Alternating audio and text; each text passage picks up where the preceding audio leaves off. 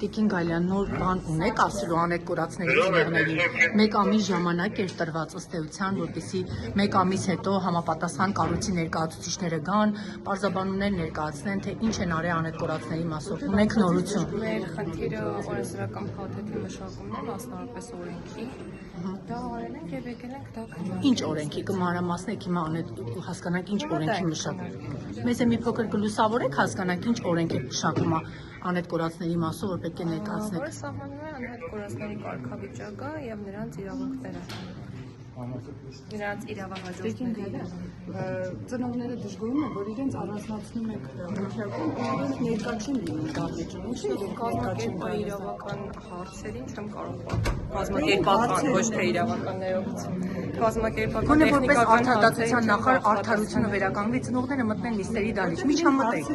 Մեն անմիջապես շփվել որքանով դա աղերս ունի արդարության վերականգնման հետ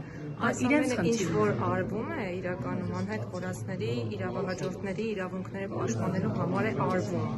ընդհանրապես դա եկեք ֆիքս